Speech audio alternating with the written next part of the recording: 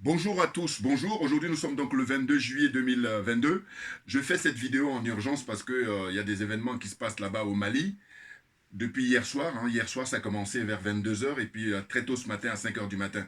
Voilà, donc je me présente, Joubian, c'est mon surnom sur le net et je suis un panafricain, un authentique panafricain très convaincu. Et accessoirement seulement, je suis spécialiste de la France. Voilà. Donc, il faut dire que, en fait, la France-Afrique est à l'épreuve.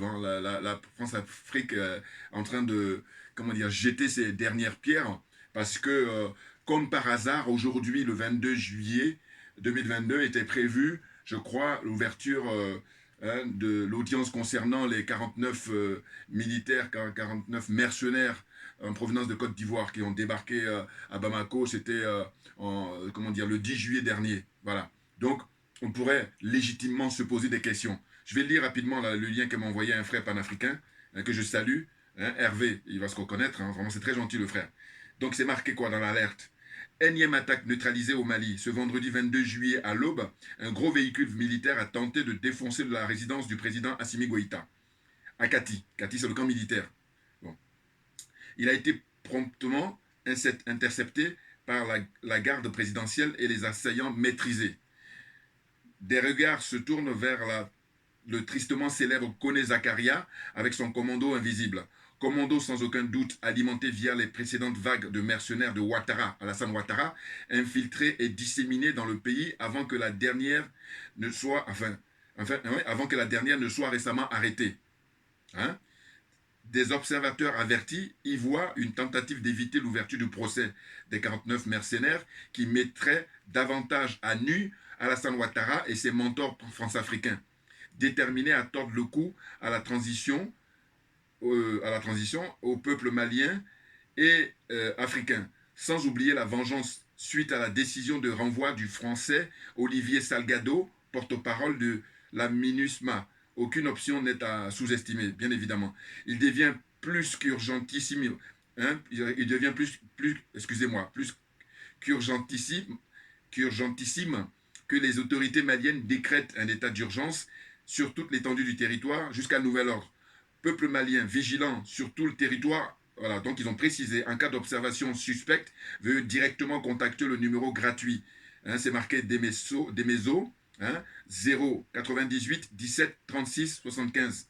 Et un autre tiré 0 98 17 36 45. Voilà. La victoire ou la mort nous vaincront. Ça, c'est le clin d'œil au capitaine Thomas Isidore Sankara. Un peuple, un but, une fois. Voilà. Donc, merci aux frères. C'est marqué Gaspard Y là, qui a envoyé ça. C'est très gentil. Bon, ben écoutez, en fait, moi, j'ai eu le lien par le frère Keïta et puis le frère Hervé là, qui m'ont envoyé. Et puis, je dois dire quoi? Je dois dire que on n'est pas tout à fait étonné, mais la première réaction que j'ai eue quand j'ai vu les images, parce que j'ai vu les images, vous pouvez retrouver les images aussi pareil. Vous allez sur YouTube, vous mettez les événements au Mali en date d'aujourd'hui, 22 juillet 2022. Ce que j'ai dit au frère, je lui ai dit, écoute, en fait, moi, je suis un fils de militaire, voilà. Et puis, il faut dire une chose, il faut dire que, en fait, ça ne suffit pas d'être fils de militaire, mais il se trouve que moi, je crois que j'ai l'armée en moi, c'est-à-dire que, voilà, le côté militaire. Ah oui, oui, c'est l'ordre, la rigueur, et puis, ça n'empêche pas, et d'ailleurs, ça permet que tout le monde y trouve son compte, parce que vous allez remarquer que dans l'armée, quand tout est respecté, c'est l'ordre, et puis, il n'y a pas de gruge, voilà, vous comprenez? Voilà. Donc, ce que j'ai dit, bon, là, ce qu'il faudrait, c'est, comment on appelle ça, faire un couvre-feu, voilà. Ah oui, faire un couvre-feu. Et ensuite, maintenant, l'état d'urgence. Fermer toutes les frontières. Parce que, attendez, vous savez, ce sont des mauvais perdants. Et puis, il se trouve que ils ont beaucoup, beaucoup d'argent à sortir, à donner à des gens qui sont prêts pour se sacrifier, pour empêcher l'émancipation, pour empêcher l'indépendance, pour empêcher la souveraineté du peuple malien et par la même occasion du peuple africain. C'est de ça dont il s'agit. Et il faut aussi dire les choses. Donc je dis, d'une part, d'abord c'est le couvre-feu, voilà, et puis deuxièmement, état d'urgence. Ah oui, et quand je le dis, c'est pas juste littéraire. Ah non, non, non. Moi, je peux vous dire, je n'ai pas envie de raconter ma vie privée, mais l'armée, il est en moi. Ah ben oui, je vous dis, je suis fils de militaire. Moi, mon père, il a fait la campagne d'Indochine et d'Algérie. Et je dis, ça ne suffit pas, parce que j'ai des frères et sœurs, mais ils ont pas la même fibre que moi à ce niveau-là, alors qu'on a le même père. Mais c'est pour dire que, en fait, moi, j'ai ça en moi. Voilà. Non, mais de quoi? Ah non, j'ai dit les 49 là, qu'on a arrêtés. Ils ont peut-être réduit maintenant à 48 parce qu'il y en a un qui, par la trouille, il a fini par. Voilà, c'est son problème parce que ils sont malsains, ils n'ont pas des intentions, je vous dis, ils ne sont pas venus au Mali pour, comment dire, faire des cadeaux au peuple malien. Ils ne sont pas venus dans un anniversaire, ils ne sont pas venus pour des mariages. Non, ils sont venus pour des démarches malsaines, hein, pour faire du mal au peuple, pour tuer les gens. Voilà leur démarche. Donc, il est question maintenant de faire une chasse aux sorcières. Ah, mais, non, mais attendez, d'une chose l'une. Écoutez, on a eu des écoles. Là, ce qui me vient à l'esprit, c'est l'école Thomas Sankara et puis l'école Jerry Rawlins. Nous avons beaucoup d'admiration et de respect pour le capitaine Thomas Isidore Sankara. Mais simplement, moi je dis souvent, je peux me tromper, hein, mais envoyez-moi des commentaires. C'était Jésus, voilà. Ce qu'on va préconiser, compte tenu de ce qu'il a pu vivre, c'est l'école Jerry Rawlins. Voilà. J'ai dit, les colonels, vous avez rencontré comment on appelle ça, le président Jerry Rawlins, hein, qui est un, comme vous, hein, qui est un officier de l'armée au Ghana, et puis même ancien officier de Sa Majesté, voilà. Hein, donc un haut gradé, je crois qu'il était dans l'aviation, voilà. Et bien, vous l'avez rencontré juste avant qu'il meure. Donc c'est tout un symbole, c'est très important. Et moi, le symbole, ça compte. Bien entendu.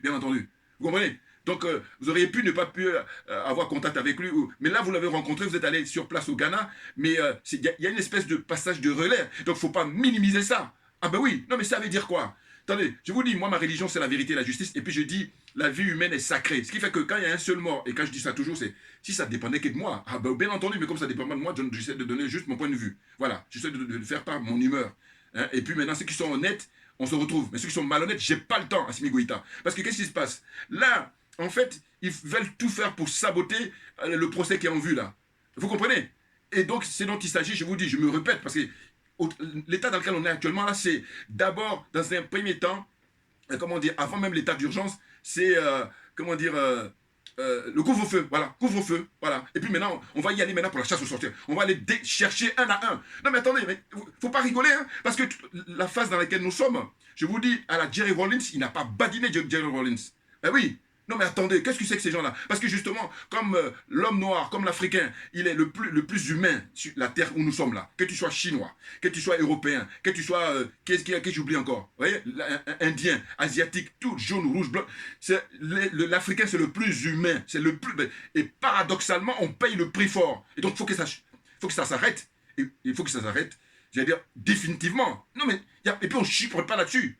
Il ne faut pas rigoler. Non mais, parce que... D'une chose l'une, je vous dis, soit c'est eux, soit c'est nous. Voilà. Ah oui, parce que le pauvre Thomas Sankara, justement, quand je dis Jésus, c'est que lui, il s'est sacrifié. Et puis regardez le résultat des courses. Un Blaise Compaoré comme ça qui nargue le peuple africain et qui nargue le peuple du Burkina Faso. Vous vous rendez compte? Donc c'est la raison pour laquelle les 49 là qui ont été arrêtés, ils vont être jugés, et je vous dis, en radiodiffusion, s'il vous plaît. Radiodiffusion.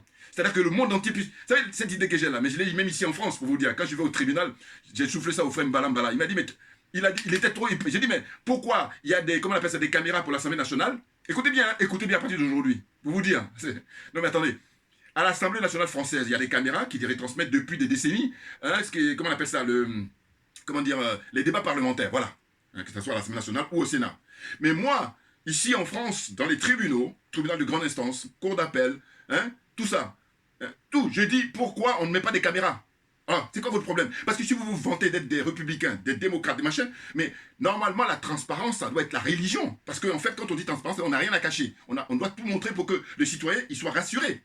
La justice doit être rendue dans la transparence. Or, ce n'est pas le cas. Et je vous dis, quand il a pris connaissance de ça, il a récupéré, mais il était trop content parce que quand on est entre nous, des fois, il y a des choses qu'on sait, mais on n'y pense pas. Voilà. Et c'est la raison pour laquelle, quand tu as un frère, un ami qui y pense, tu dis, ah, chapeau mec, parce que j'y pensais pas. Voilà. Or, il y a d'autres qui sont malhonnêtes. Quand tu dis un truc, ils vont essayer de faire le côté...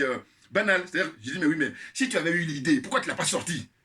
Voilà, donc je dis, ferme-la, définitivement. Ah non, mais l'heure est grave.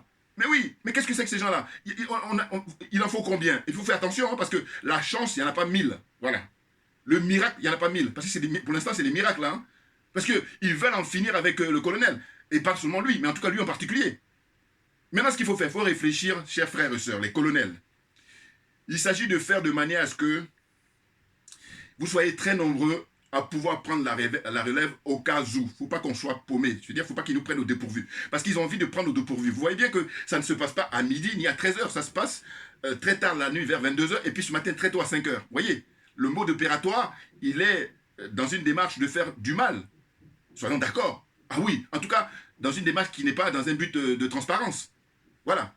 Donc c'est la raison pour laquelle je dis, il faut arrêter de prêter le flanc. C'est terminé. C'est terminé. l'école Jerry Rawlings, il n'a pas badiné, c'est pour ça que je vous dis, à l'époque, qu'est-ce qui s'est passé? C'est que quand il a pris le pouvoir, et bon, c'est vrai qu'il y avait, on appelle ça l'approche anglaise, c'est-à-dire les Anglais, ils ont une approche beaucoup plus à dire, bon, écoutez, on vous laisse vivre votre vie, sauf que le côté francophone, c'est ça qui fait assassiner tous les chefs d'État qui ont osé lever la tête, hein, Thomas Sankara y compris. Hein. Mais lui, à l'époque, vous savez que la reine d'Angleterre, Elisabeth, qui est toujours vivante, elle avait dit, oui, coup d'État, elle a voulu occupez-vous de vos oignons. Voilà, il lui a dit ça directement, comment on appelle ça, la reine Elisabeth. Occupez-vous de vos oignons. Et eux, comme c'est des gens, j'allais dire, la différence avec la France qui est la pire.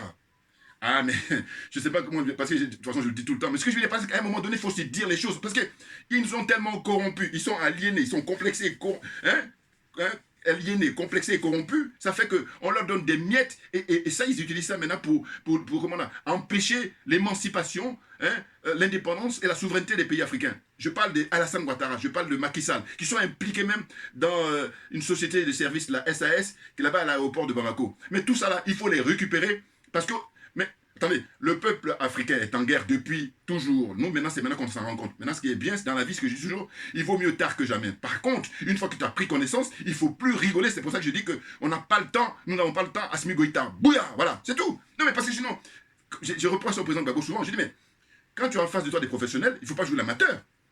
Alors, on est d'accord. Donc, ça fait que là, vous avez, comment on appelle ça, le concours, l'assistance de la Russie, qui est actuellement là, à donner des leçons à tous ces vendus, tous ces, comment dire, l'empire du mensonge, l'OTAN là, il leur donne des leçons. Hein, là-bas, le travail qu'il a fait, le travail chirurgical qu'il est en train de faire là-bas, en Ukraine. Mais bien entendu. Non mais attendez, ces gens-là, eh ben, ils ont eu le pouvoir depuis toujours, voilà. Et quand on leur demande le bilan il est catastrophique. Catastrophique, quand je dis même catastrophique, le mot est faible. Il faut trouver un autre mot. Mais regardez l'état, d'abord, de l'être humain, l'humanité, l'état de l'humanité, et puis deux, l'état de, comment dire ça, l'environnement, c'est-à-dire l'écologie, comment les choses se passent, dans leur paradigme de consommer pour consommer. Ils ne savent même plus où ils en sont. Et ça, c'est le résultat de quoi? Mais c'est le résultat du fait qu'ils ont eu le pouvoir. Et vous savez, c'est même naturel. Parce que quand tu as un contre-pouvoir, ça te permet de ne pas faire n'importe quoi. Eux, ils n'ont pas eu le contre-pouvoir. Maintenant, le contre-pouvoir, c'est M. Poutine qui a leur botter les fesses, qui a leur donner des leçons là. Et il leur dit, écoutez, pour l'instant, je laisse la porte ouverte pour des négociations, mais dépêchez-vous. Sinon, après, quand on va prendre la vitesse de croisière, c'est terminé. Ils sont là, ils font les malins dans leurs médias de propagande en disant que oui, ils ont fait des sanctions, alors qu'en réalité, c'est que du bluff. Mais je vous dis, ils ne respectent pas leur propre peuple. Parce que quand tu respectes, je ramène toujours au centre d'une famille. Quand vous respectez vos enfants, quand vous respectez vos proches, vous leur dites la vérité, rien que la vérité. Mais à partir du moment où vous commencez à leur mentir, qu'on ne vienne pas me dire que non, ce n'est pas les mêmes enjeux. Ce n'est pas vrai du tout. Parce qu'il y a des pays où les gens vivent paisiblement. Ça existe. Je ne suis pas en train de parler de quelque chose qui n'existe pas. Donc, même s'il y a un seul pays où ça existe, ça veut dire que c'est pareil pour les autres pays. Il y a juste une absence de volonté. Ou alors, les gens ont décidé de prendre une autre option, d'aller faire autre chose. Mais il faut se dire les choses. Carte sur table, pour qu'on sache. Non mais attendez. Ah oui, quand j'ai appris ça, je vous dis, la première réaction que j'ai eue, j'ai dit, mais non, là c'est, comment on appelle, dans un premier temps, avant l'état d'urgence, c'est le couvre-feu. Ah oui. Et je vous dis, c'est fils de militaires qui parlent là. Et quand je dis fils de militaires, c'est-à-dire que moi j'ai l'armée en moi. Hein. Ah mais oui. Non mais de quoi? Et puis je suis tranquille, pourquoi? Parce que moi j'ai pas l'armée à moi pour jouer le dictateur. Pas du tout. J'ai l'armée à moi pour la rigueur, pour que on fasse pas n'importe quoi. Parce que je dis, ceux-là même qui vont souvent jouer les enfants gâtés, c'est-à-dire je suis, comment ils disent ça? Passez-moi les mots. C'est-à-dire que ils font les genre on peut vivre voilà les anarques, anarchie. Je dis non, j'ai même dit ça un jour à mon fiston. Je dis écoute, tu sais en réalité, ils font le malin parce qu'il y a de l'ordre. Parce que si réellement le désordre s'installe, ils seront les premiers à s'enterrer vivants. Et ça, je parle par mon intelligence et puis l'observation de l'être humain. Ah ben oui. Bouya. Mais il faut le savoir ça. Mais qu'est-ce que c'est que ces histoires-là? Il ne faut plus perdre du temps. On a eu assez de pertes. Je dis il faut comptabiliser.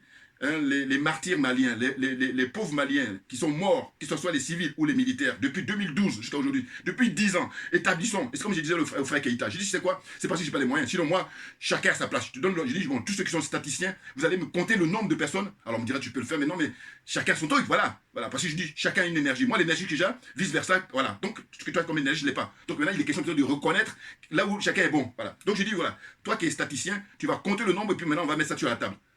Donc c'est facile à faire parce qu'il faut aller sur internet. Mais ce que je veux dire, c'est que, mais compte tenu de ça, j'ai dit, mais c'est pas possible. Donc ces gens-là, ils sont morts pour rien. Ah non. C'est comme en Côte d'Ivoire, quand on nous dit 3000 morts. Je dis quoi?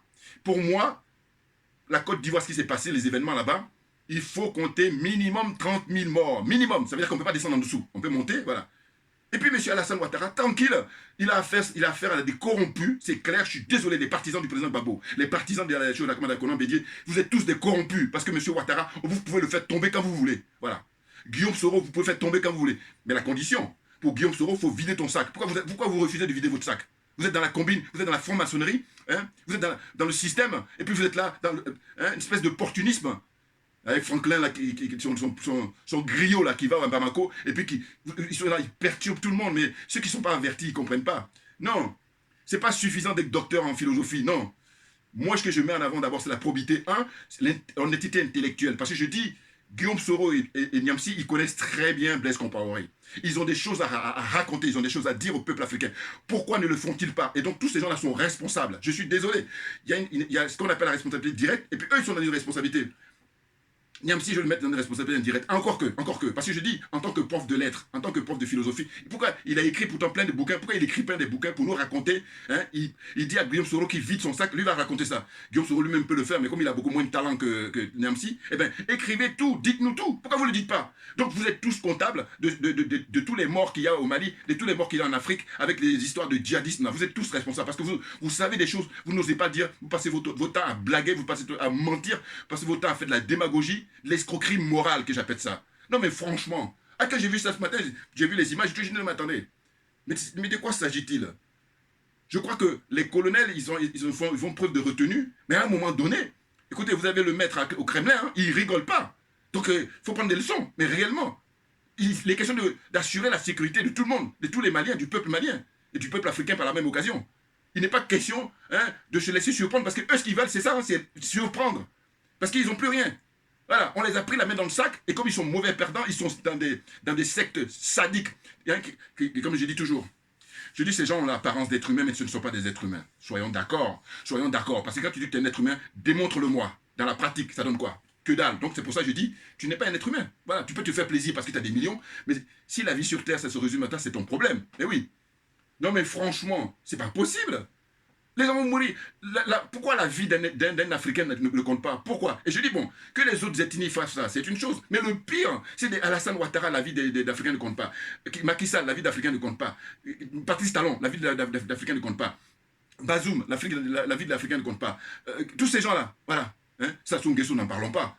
Hein? Les francs-maçons, des sectes comme ça, comment dire, j'allais dire, qui se noient dans l'obscurantisme. Non mais franchement, c'est pas possible. Qu'est-ce que c'est que ces gens-là? Donner l'impression qu'ils sont des êtres humains. Mais non, je suis désolé. Il faut respecter. Déjà, celui qui ne respecte pas la vie humaine n'est pas un être humain. Je fais un résumé là, qui est le plus basique. Une fois que tu as compris ça, je dis tant mieux, tu n'as pas compris, c'est ton problème. Non, parce que moi, les malhonnêtes, j'ai pas le temps. Mais c'est quoi, de quoi on parle? Au nom de quoi? Toi, ton prochain, il va être dans le malheur, il va être dans la misère. Au nom de qu'est-ce qui justifie ça? Qu'est-ce qui justifie? Et c'est bien pour ça que je dis souvent, je dis en fait, ce dont on assiste depuis pas mal de temps, il y a beaucoup plus de morts artificielles que de morts naturelles. Et parce que j'en veux pour preuve, quand vous allez dans certains pays, notamment en Asie, mais on vous parle le nombre de gens qui vivent longtemps, mais parce que tout est mis en œuvre pour que les gens vivent bien. Les conditions sont réunies. Et ils ne sont pas beaucoup plus riches. Alors que simplement, il y a un choix politique, il y a un choix qui est fait, philosophique, de dire que non, l'être humain est venu sur Terre pour vivre bien, pour vivre correctement, décemment, avec la dignité. Et s'il n'y a pas ça, c'est pas la peine. Oh, il y en a là, ils sont dans des démarches macabres. Hein? Je ne trouve même plus un mot. Franchement, ça suffit. Qu'est-ce qu'ils ont fait de mal pour que l'Africain ne le laisse pas vivre paisiblement? Mais simplement parce que les richesses dont nous bénéficions, les richesses dont nous disposons par la nature, et attention, ces gens-là, ces diplômés, voilà, ce n'est pas des intellectuels. Des diplômés, qu'est-ce qu'ils disent? Parmi eux, il y en a qui disent les Français ou les Occidentaux viennent défendre leurs intérêts. Vous n'avez pas honte? Vous n'avez pas honte? Parce que je dis, moi, ça fait 40 ans que je vis dans ce pays, je n'ai jamais vu un Français, un blanc, voilà, on va y aller. Hein, un leucoderme, je ne l'ai jamais vu dire que les Africains défendent leurs intérêts. Posez-vous des questions. Posez-vous les bonnes questions. C'est de ça dont il s'agit. Non mais franchement, pourquoi eux, aucun d'entre eux, ne dit que jamais disent les Africains défendent leurs intérêts, et puis vous passez votre temps à réciter. Donc vous n'êtes pas des intellectuels, vous êtes des diplômés. Hein. Nuance. Diplômés, jamais j'ajoute, maintenant vous êtes des corrompus. De toute façon, je l'ai dit depuis longtemps, mais je veux dire, ça se confirme dans mon esprit de plus en plus. Ah oui, hein, vous êtes des aliénés, vous êtes des complexés, vous êtes des corrompus. Vous êtes rien d'autre que ça. Non mais franchement, hein, les miettes là, les misères qu'on vous donne, vous prenez ça, vous contentez de ça, hein, et puis en retour, vous êtes prêt à tout pour, comment on appelle ça, d'abord, dans le meilleur des cas, humilier votre semblable. Et puis dans le pire des cas, vous tuez les gens. Mais donc ça ressemble à quoi? Qu'est-ce que c'est que ça? Et puis là, tous ceux qui soutiennent Bazoum, tous ceux qui soutiennent Hassan Ouattara, tous ceux qui soutiennent Macky Sall, vous n'avez pas honte, vous n'avez pas honte, nous sommes au XXIe siècle, et puis on sait que nous sommes sur la Terre, nous sommes sur le continent le plus... La nature nous a gâtés, elle nous a dotés de tout, et puis paradoxalement, on est ceux on se fait humilier partout, il n'y a pas un endroit au monde entier où le noir ne se fait pas humilier. Mais ça ne vous perturbe pas, vous êtes trop léger. Et puis ce qui me fatigue, c'est que ils font le malin parce que matériellement, mais non mais... C'est malheureux, non mais franchement... Ah oui, moi je vous dis, hein, qu'on nous préserve, et puis le reste on gère. Ah oui, non parce qu'il y en a d'autres, ils ont plein de fortunes là, mais ils sont trop légers. Voilà. Et puis, heureusement que, bon là, mais on va rentrer dans les débats philosophiques, mais ce que je veux dire par là, c'est que c'est pas tout, c'est pas tout. Mais de quoi? Hein? C'est pas possible comme ça d'être témoin qu'on tue des innocents. Des gens qui n'ont rien demandé. Ils ont demandé qu'à vivre, et c'est le minimum. Vous êtes qui pour décider quand est-ce que quelqu'un doit partir? Vous êtes qui? Dites-moi, vous êtes qui pour décider qu'un tel doit partir? Vous êtes des sorciers, ça c'est ce qu'on dit en Afrique. Et puis je dis que la sorcellerie, figurez-vous que c'est universel. Voilà. Les pratiques sont juste différentes parce que la finalité, elle est la même. Parce que je dis, dès lors que tu participes à supprimer la vie humaine, tu es un sorcier. Voilà. N'importe quoi. Non mais franchement, ouais, je vous dis, moi ma religion c'est la vérité et la justice, rien d'autre. Parce que ce qui m'importe, c'est que l'être humain, sa vie soit respectée. Et ça c'est le minimum. Non mais de quoi? Dites-moi, vous êtes qui vous pour décider qu'un tel doit partir? Vous êtes qui? Alors si vous êtes des diables, dites-le aussi. Si vous êtes des humains, c'est autre chose. Vous n'êtes pas, vous avez juste l'apparence. Voilà, c'est de ça dont je veux parler. Ah bah oui, ah bah oui. Non mais franchement, je veux dire, vous avez bien vu mes vidéos passées. Quand je parlais des 49 qui ont été arrêtés, on n'a pas menacé leur, comment on appelle ça, intégrité physique ni morale. Voilà. Par contre, c'est dont il s'agit. Comme le Mali est un pays de droit, ce qui n'est pas le cas de la Côte d'Ivoire, il est question de les juger. Et les juger, c'est un minimum. Non, mais même c'est minimum. Mais parce que, je veux dire, la charité de bien ordonner commence par soi-même. Vous savez, je les ai en accord, mais ils sont 100 fois ni loi. Donc vous comprenez bien que quand vous voulez mettre en place le droit, alors qu'ils passent leur temps en apparence à dire nous sommes républicains, nous sommes démocrates, c'est facile de le dire. Oui, c'est pour ça qu'ils le font. Mais maintenant, quand on passe dans la pratique, il n'y a plus personne. Même ils empêchent, ils font de l'entrave pour que la justice puisse avoir lieu là-bas au Mali. Mais elle aura lieu, cette justice. Et je vous dis, les colonels, s'il vous plaît, il faut faire une radiodiffusion de ce procès-là. Parce que, mais plus que jamais, ah oui, le monde entier vous regarde et surtout les gens qui sont des humains vous regardent. Pas ceux qui ont l'apparence. Mais oui, parce que eux sont nos ennemis. Voilà. Suivez mon regard.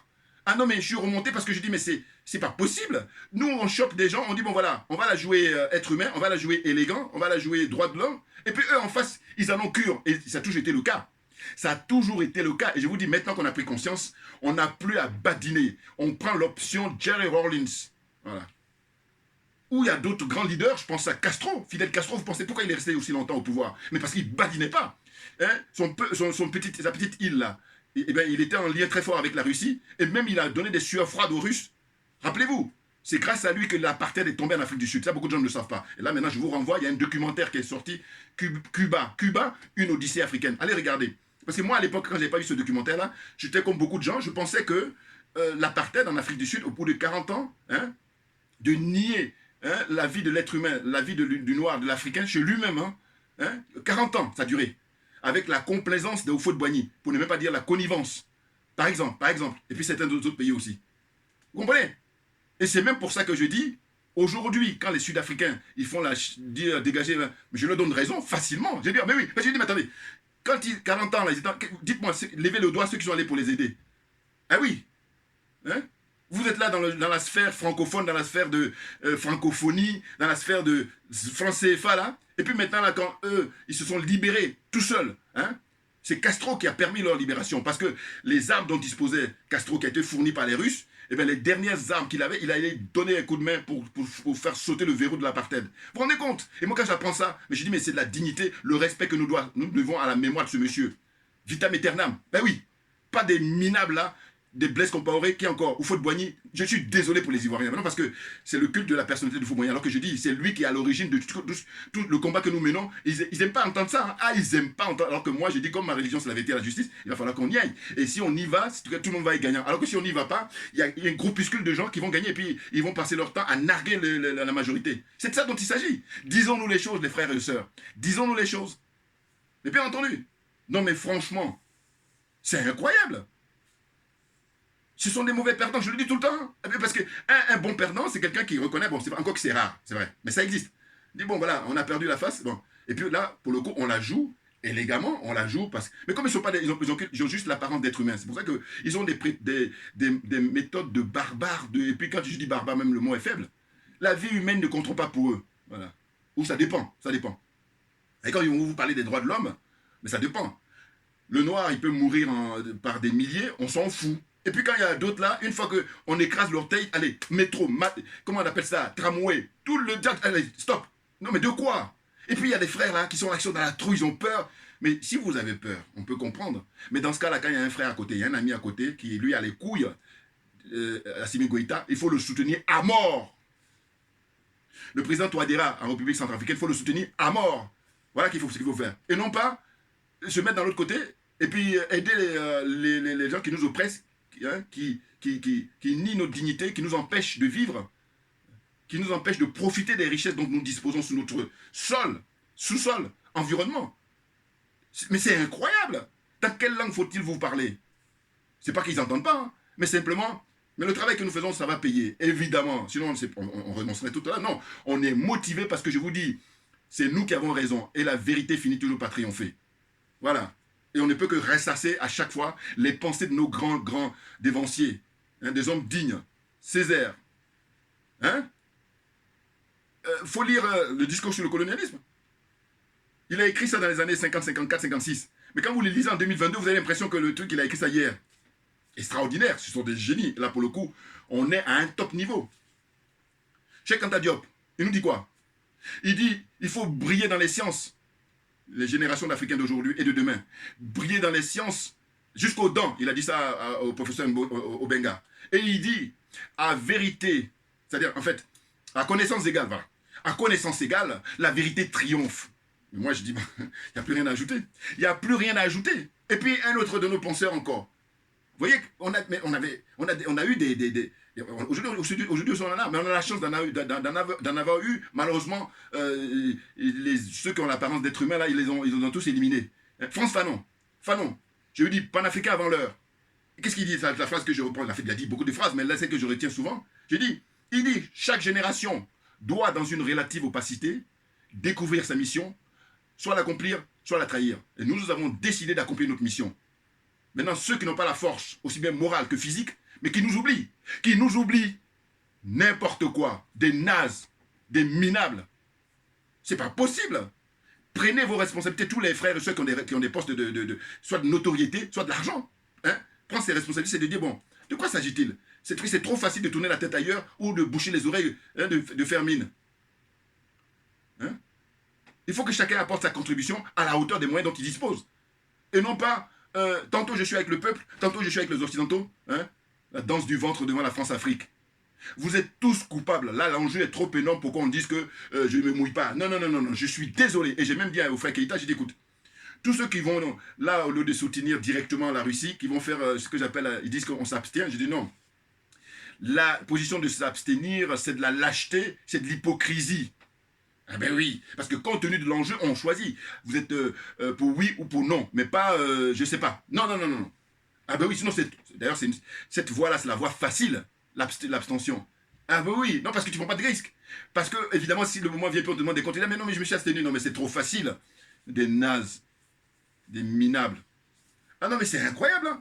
Parce que je vois que, finalement, ils sont là, paniqués, parce qu'ils croyaient que ça allait se passer comme ça, comme dans du beurre, de l'expression française. Ils pensaient que ça allait être facile. Or là, ils se rendent compte qu'ils ont en face d'eux des jeunes gens très brillants, très intelligents et intègres. Et qui sont là, qui ont la baraka qu'ils ont, c'est la baraka qui leur est donnée par le peuple. Et même c'est divin. Et bien entendu. Non mais franchement, il faut arrêter à un moment donné. Hein? Je vous dis, je ramène toujours à la comparaison parce que c'est pour ça que je dis qu'on a une chance formidable. C'est ça que je dis, mais écoutez, en Ukraine, quand on parle de la guerre là-bas, en disant que oui, le président Poutine est en train d'agresser, je sais pas quoi, leur propagande, d'accord. Mais eux, qu'est-ce qu'ils font? Ils sont en bloc, tous les blancs. Ils disent parce que les Ukrainiens sont des blancs. Mais je dis, mais pourquoi nous, en tant qu'Africains, on est noirs? Et puis, on prend donnez-nous les armes, on va les tuer, nos propres frères et sœurs. Est-ce que vous trouvez ça du sens? Tous ceux qui soutiennent Bazoum, tous ceux qui soutiennent Alassane Ouattara, tous ceux qui soutiennent Paul Biya, tous ceux qui soutiennent Patrice Talon, tous ceux qui soutiennent Faure Yassingbe, tous ceux qui soutiennent l'autre du Congo, Brazzaville. Oui, tous ces gens-là, qui sont dans cette zone-là. Voilà. À de très très rares exceptions, c'est-à-dire j'enlève pour l'instant le Mali et puis la République centrafricaine. Voilà. Donc quand vous enlevez ces deux-là, les 13 autres, y compris les Comores là, voilà, tout le monde est mouillé jusqu'au cou. Même le cou, même je suis gentil. Voilà. Franchement, corrompu, aliéné et complexé. Mais poussez-vous, laissez-nous, on va s'occuper des dossiers. Eh oui. C'est ce qu'on vous demande simplement. Oh ça, non. Puis après, des opportunistes, ils vont venir maintenant se la ramener un peu. On a les dossiers, hein, on a les images d'archives. Et bien entendu, pour savoir qui est-ce qui a pris des risques. Ah, c'est ça. Non, parce que je vous dis toujours que quand on dit les nègres de maison, mais le nègre de maison, c'est celui qui refuse de prendre des risques. C'est ça le nègre de maison. N'en déplaise de Claude Dussiard. Il n'y a pas que lui, mais lui, je lui ai déjà dédicacé des vidéos là. Voilà. Ferme-la. Faites vos trucs de bling-bling, des trucs légers. Hein, la vie sur Terre, ça se résume à ça. Bon, mais éclatez-vous là-dedans. Mais ne la ramenez pas, parce que je dis, mais tu choses qui veulent la ramener. Non. J'en vois d'autres là qui. Si tu l'étais les magloires. Non, mais choisis ton camp, mec. Mais oui. Non, parce que c'est là où tu vois là. Je vous dis, l'être humain, on apprend. Moi, tous les jours, quand j'observe l'être humain, tous les jours, je réfléchis, je dis, mais regarde ces gens-là. Voilà. Non, mais c'est bon, quoi. Parce que je dis, il faut préserver la vie humaine. Je veux dire, quelles que soient les ethnies. Or là, il se trouve que, malheureusement, nous, Africains, compte tenu des histoires, ça continue. Mais est-ce que vous trouvez que ça a du sens? Il faut que ça s'arrête définitivement. Et là, on en a les moyens. Bien entendu qu'on en a les moyens. Mais bien sûr. Et c'est ce qui me fait ma colère même, d'ailleurs. Ben oui. Parce qu'évidemment, si on n'avait pas les moyens, c'est vrai que ça aurait été difficile pour soutenir. Mais là, on a les moyens. Et paradoxalement, alors qu'on a les moyens, ce sont les nôtres qui passent leur temps à faire le sale boulot. Et puis, par-dessus le marché, ils ont des gens qui les soutiennent. Et par-dessus le marché encore, des gens qui vivent même dans ces pays-là. Parce que je dis, les frères encore qui sont restés au village là-bas, où, bon, j'essaie d'avoir une circonstance atténuante. Voilà. Mais quand tu fais le voyage, tu prends l'avion, tu prends le bateau, plus l'avion parce qu'il y a un bateau bon. Mais en tous les cas, tu te déplaces. Hein, et qu'un avion, pardon, on va dire, il y en a qui vont faire combien? 6 heures de vol, 7 heures de vol, 8 heures de vol, 12 heures de vol. Tu viens, alors ça ne dépend des destinations évidemment. Quand je dis 6 heures, je t'entends Paris, Abidjan par exemple, voilà, Paris-Abidjan.